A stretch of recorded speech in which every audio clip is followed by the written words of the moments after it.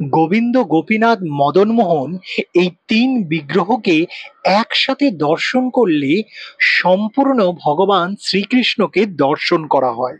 কেন কি বলা হয় যে ভগবান শ্রীকৃষ্ণেরই একজন বংশধর অবিকল ভগবান শ্রীকৃষ্ণের মতো করেই এই গোবিন্দ, গোপীনাথ ও মদনমোহনজির বিগ্রহ বানিয়েছিলেন। তো এই তিন ঠাকুর দর্শন করার জন্যই আজকে চলে এসেছি দ্য ল্যান্ড অফ কিংস, রাজস্থানে। আর আজকে এসেছি মদনমোহনজিকে দর্শন করতে কারাওলি। আজকে যাত্রা শুরু করেছি বৃন্দাবন থেকে। ভোরবেলা 3:30-র সময় উঠে স্নান সেরে রেডি হয়ে 4:30-র মধ্যেই বেরিয়ে অটো ধরে সোজা চলে এসেছি মথুরা জংশন। কারণ আজকে আমাদের ট্রেন ছিল মথুরা জংশন থেকে। আমাদের ট্রেনের টিকিট রয়েছে 12904 গোল্ডেন টেম্পল মেলে 3 টিয়ার এসিতে। এই ট্রেনটা অমৃতসর থেকে মুম্বাই সেন্ট্রাল অবধি যায়। আমরা এটাই করে মথুরা জংশন থেকে হিন্ডাউন সিটি অবধি যাব। ট্রেন প্ল্যাটফর্মে ঢুকিয়ে দিয়েছে, তাই তাড়াতাড়ি করে ট্রেনে উঠে পড়লাম, কারণ এখানে মাত্র 5 মিনিটের হল্ট। ভোর 5:45 থেকে 5:50 অবধি, আর ট্রেন একদম টাইমেই আছে। আমরা মথুরা থেকে কারৌলি যাচ্ছি। আপনারা যদি কলকাতা থেকে আসেন তাহলে প্রথমেই জয়পুরে আসবেন। জয়পুরে গোবিন্দদেবজি ও গোপীনাথজিকে দর্শন করে সেখান থেকে বাস ধরে সোজা চলে আসবেন কারৌলি। জয়পুর থেকে কারৌলি আসার জন্য প্রচুর সরকারি এবং বেসরকারি বাস পেয়ে যাবেন। সেটা ধরে সোজা আপনারা কারৌলি চলে আসতে পারবেন। ওই দেখুন কি সুন্দর পাহাড় দেখা যাচ্ছে। আমরা এখন রাজস্থানে প্রবেশ করে গেছি, আর এই পাহাড়গুলোই সম্ভবত অ্যারাভালি রেঞ্জেরই অংশ।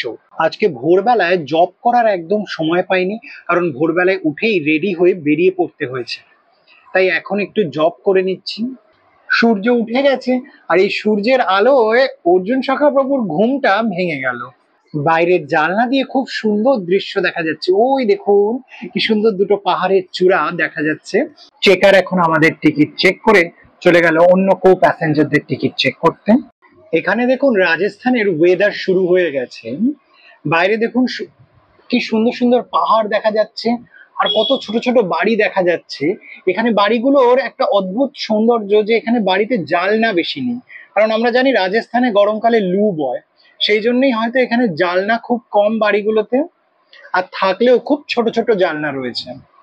ভোরবেলা ট্রেনে বসে এরকম পাহাড় দেখতে দেখতে যেতে বেশ ভালোই লাগছে, আর সূর্যের প্রথম আলোটা পাহাড়ের উপর ছড়িয়ে পড়েছে, এতে এক অপূর্ব প্রাকৃতিক সৌন্দর্য ফুটে উঠেছে। সামনেই একটা স্টেশন ঢুকছে।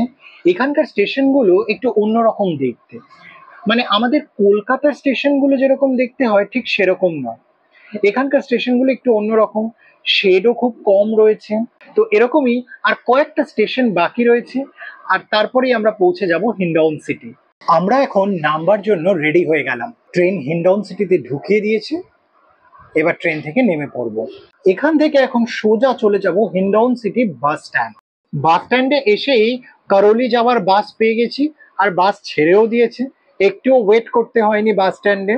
আমাদের ট্রেন একদম টাইমেই ঢুকিয়েছে, সেই জন্য খুব ভালোই হয়েছে, কারণ মদনমোহনজির মন্দির তো সারাদিন খোলা থাকবে না, সেই সকাল 11টা অবধি খোলা থাকে। তাই তাড়াতাড়ি পৌঁছে গেলে মদনমোহনজিকে খুব ভালো করে দর্শন করতে পারবো। এখানে বাসে করে যেতেও বেশ ভালো লাগছে, কারণ বাইরের যে দৃশ্যটা উপভোগ করতে পারছি সেটা সত্যিই প্রশংসনীয়। কারণ এই করৌলি শহরটাই হচ্ছে পুরো পাহাড় জুড়ে, তাই রাস্তাগুলো একদম পাহাড়ের মাঝখান দিয়ে, কোনো জায়গায় পাহাড়কে কেটে রাস্তা। খুব সুন্দর লাগছে এই দৃশ্যগুলো দেখতে। রাজস্থানে এসে উট দেখতে পাবো না তাই আবার হয় নাকি? এই দেখুন এখানে একটা উট দাঁড়িয়ে রয়েছে। এখানে এরকমই উটের গাড়িতে করে জিনিসপত্র নিয়ে যাওয়া হয়। ওই যে পাহাড়ের মধ্যে ছোট্ট চূড়াটা দেখতে পাচ্ছেন, অর্থাৎ মন্দিরের যে চূড়া দেখা যাচ্ছে, ওটা হচ্ছে অঞ্জনী মাতার মন্দির। একটু এগোতেই দেখি পাহাড়ের মধ্যে দিয়ে কি সুন্দর একটা নদী বয়ে যাচ্ছে, দেখে একদম ছবির মতো লাগছে। এখানকার লোকদের জিজ্ঞেস করে জানতে পারলাম যে এই নদীর নাম হচ্ছে পার্বতী নদী। এত সুন্দর জায়গা দেখে বুঝতে পারলাম যে মদনমোহনজি কেন জয়পুর ছেড়ে করৌলিতে চলে এসছে। এইরকম সুন্দর দৃশ্যগুলো দেখতে দেখতে আমরা পৌঁছে গেছি করৌলি। বাস থেকে নেমেই এখন আমরা যাচ্ছি মদন মোহনজির মন্দিরের দিকে। মদন মোহনজির মন্দিরটা হচ্ছে করৌলির রাজার দুর্গের মধ্যে। আর আমার পিছনেই আপনারা দেখতে পাচ্ছেন হিন্ডন দরওয়াজা। এই হিন্ডন দরওয়াজার মধ্যে দিয়েই আমরা চলে যাব করৌলি রাজার সেই দুর্গের মধ্যে, যেখানে রয়েছে মদন মোহনজির মন্দির। রাজস্থানের লোকরা কি সুন্দর দেখুন মাথায় পাগড়ি পরে। আমরাও ভগবান শ্রীকৃষ্ণকে এরকম পাগড়ি পরিয়ে সেবা করি। দুর্গের এই গেটগুলোর উপরে, মানে একদম ছাদের ওপরে তোপ রাখা থাকতো, যাতে শত্রুরা এলে তখনই তাদেরকে আক্রমণ করতে পারে। এখন অবশ্য এখানে তোপ নেই, চারপাশে বাজার বসেছেন। মদন মোহনজির মন্দিরে যাওয়ার জন্য আপনারা বাস স্ট্যান্ড থেকেই অটো পেয়ে যাবেন। আমি হেঁটে যাচ্ছি, কারণ আমি এই বাজারটা একটু ঘুরে দেখতে দেখতে যাব বলে। যেতে যেতে এখানে বজরংবলীর একটা মন্দির রয়েছে, তাই বজরংবলীর দর্শন হয়ে গেল। এখানে প্রচুর কাঁচের চুড়ির দোকান দেখছি। রাজস্থানের মায়েরা সবাই কাঁচের চুড়ি পরে, সেই জন্যই এখানে এত কাঁচের চুড়ির দোকান। অটোয় করে গেলে করৌলির এই লোকাল মার্কেটটা হয়তো মিস করে যেতাম। যাই হোক, হাঁটতে হাঁটতে আমরা এখন রাজার রাজপ্রাসাদের কাছে চলে এসেছি। এই রাজপ্রাসাদের মধ্যেই হচ্ছে মদন মোহনজির মন্দির। রাজস্থানের এই দুর্গগুলো বিশাল জায়গা নিয়ে হয়। একটা এত বড় বাজার, তারপর এত লোকের বাড়ি, কতগুলো গলি পেরিয়ে তারপর এই রাজপ্রাসাদ অব্দি পৌঁছলাম। তার মানে বুঝতে পারছেন যে এই দুর্গটা কতটা বড়।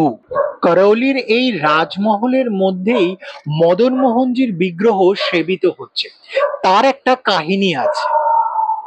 অরঙ্গজেব যখন বৃন্দাবন আক্রমণ করেছিল, তখন মদন মোহনজিকে নিয়ে আসা হয় জয়পুরে। জয়পুরের রাজকুমারীর যখন করৌলির রাজা গোপাল সিং এর সঙ্গে বিয়ে হয়, তখন রাজকুমারী এই মদন মোহনজিকে তার সঙ্গে নিয়ে যেতে চায়। রাজকুমারী ছোটবেলা থেকেই মদন মোহনজির সেবা করত, পুজো করত এবং মদন মোহনজির সাথেই খেলতো। সেই জন্য যখন তাকে শ্বশুরবাড়ি যেতে হবে, তখন তিনি মদন মোহনজিকে ছাড়া কিছুতেই যাবে না। তখন জয়পুরের রাজা মদন মোহনজিকে যৌতুক হিসেবে দান করেন। করৌলির রাজা গোপাল সিংহ রাজপ্রাসাদের মধ্যে খুব সুন্দর একটা মন্দির বানিয়ে দিয়েছিলেন। সেই থেকে মদন মোহনজি করৌলিতেই আছেন।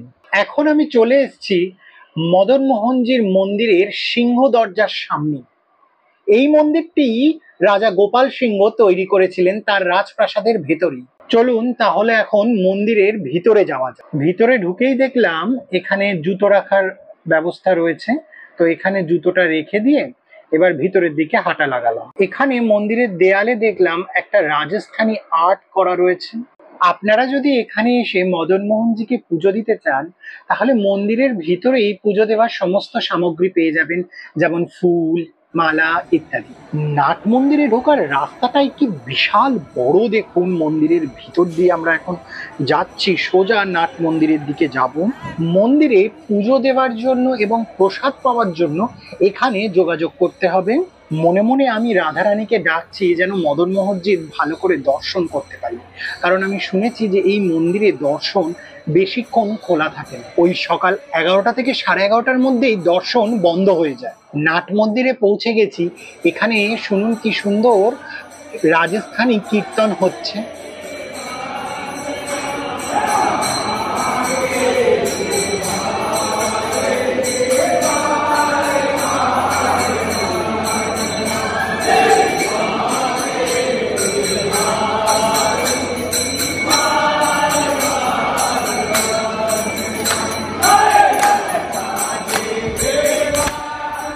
জয় মদন মোহন লাল কি জয়, আজ কি আনন্দ কি জয়। তো এবার মদন মোহনজিকে পরিক্রমা করে নিলাম। এখানে পরিক্রমা করার খুব সুন্দর একটা রাস্তা করা রয়েছে। আমার এই ডান দিকেই হচ্ছে মদন মোহনজির গর্ভগৃহ। এখানেই মদন মোহনজিকে রাখা রয়েছে।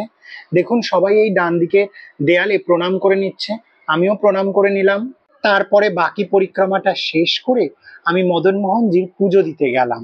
কথিত আছে মথুরায় কুবজা এই মদন মোহনজির সেবা করত। পরবর্তীকালে কৃষ্ণের প্রপৌত্র বজ্রনাভ মহারাজ এই মূর্তি সেখান থেকে উদ্ধার করে বৃন্দাবনে প্রতিষ্ঠা করে। পরবর্তীকালে মুঘল শাসনের সময় অরঙ্গজেবের অত্যাচারের ভয় মদনমোহনজিকে বৃন্দাবন থেকে জয়পুরে এনে প্রতিষ্ঠা করা হয়। আর জয়পুর থেকে করৌলিতে কিভাবে এলো সেই কাহিনী তো আপনাদেরকে আগেই বলেছি। এখন নাট মন্দিরে পৌঁছে গেছি, আর মদনমোহনজির দর্শন খোলাই আছে, তাই আমি মদনমোহনজিকে ভালো করে দর্শন করে নিলাম। মদনমোহনজির এখানে একদম রাত সেবা হয়। দুই পাশে দুইজন দ্বারপাল আছেন, আর আরতির সময় পূজারীরা হাতে রূপোর ছত্র, চামর ও রাজদণ্ড নিয়ে দাঁড়ায়। মদনমোহনজির ডান দিকে রয়েছে ললিতা দেবী ও বাঁদিকে রয়েছে শ্রীমতী রাধারানী। খুব সুন্দর মদনমোহনজির দর্শন করলাম। করৌলির এই মদনমোহনজিকে দর্শন করে আপনাদের কেমন লাগলো আমাকে কমেন্টসে কিন্তু অবশ্যই জানাবেন, এবং এরকম আরো তীর্থ দর্শন দেখার জন্য এই চ্যানেলটি সাবস্ক্রাইব করে রাখুন, নিচে সাবস্ক্রাইব বাটন ক্লিক করে, এবং পাশের বেল আইকনটাও ক্লিক করে দেবেন, তাহলে যখনই কোনো নতুন ভিডিও আসবে আপনার কাছে নোটিফিকেশন পৌঁছে যাবে। আর যদি ভিডিওটা ভালো লেগে থাকে তাহলে লাইক করবেন, এবং আপনাদের বন্ধু বান্ধব আত্মীয় স্বজন সকলের সাথে এটি শেয়ার করুন, যাতে তারাও বাড়িতে বসে এরকম সুন্দর তীর্থ দর্শন করতে পারে। আজকে এই পর্যন্তই, আবার দেখা হচ্ছে অন্য কোনো জায়গায় নতুন কোনো ব্লগে। হরে কৃষ্ণ।